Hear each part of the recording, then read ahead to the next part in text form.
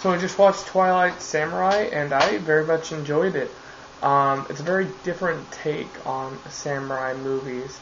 Like most samurai movies, are about war and a group of, samurai, like seven samurai, for example, that are, fighting together. They're about fellowship, kind of taking the same perspective that a lot of World War II movies end up taking. Just a band of,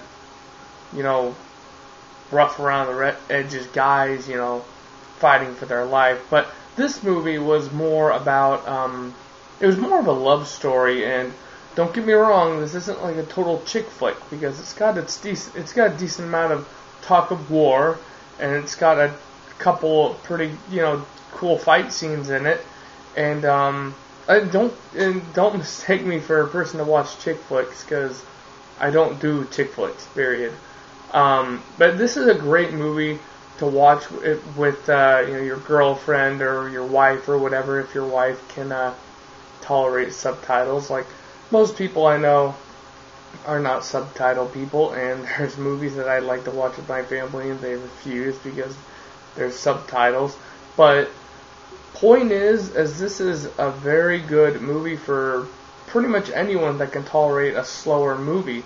Like most samurai movies, it's pretty slow, and it's just about a guy running into his childhood friend, who's a woman, and what happens is he gets into strife with her ex-husband, which ends up in a fight. And long story short, he gets into a situation later in the movie when people realize what a good fighter he is, and then he has to reflect back on his life and make some very important decisions before he goes off onto this, into this situation.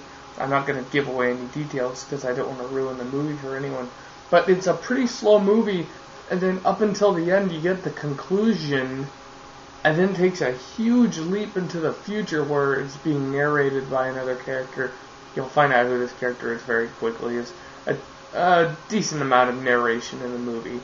But it just takes a huge leap ahead, and that felt like a weird change at the end of the movie. I don't think it really hurt the movie in any way, but like, I would have liked to see in more detail what happens to the characters. They tell you, but I'd like to see maybe make the movie a little longer or condense it a bit so we could get some more at the end. But overall, these are all minor complaints, because compared to a lot of other samurai movies I watch, like, I hate to be such a hater, but even Seven Samurai felt kinda hollow. Just a group of samurai fighting for some farmers, and then that was it. I mean, it was a good movie, but this movie kind of had a bit more substance to it. In my book, it's no Gladiator to me, because Gladiator is like my favorite movie ever. But it's still a good movie. If I was to rate it out of 10, I would give it maybe an 8.75. I'm stuck between 8.5 and 9 out of 10, just because I'm not really a slow movie kind of guy. If there's going to be a lot of dialogue, it's got to be balanced out with a lot of action. And samurai movies are sort of notorious for dragging along.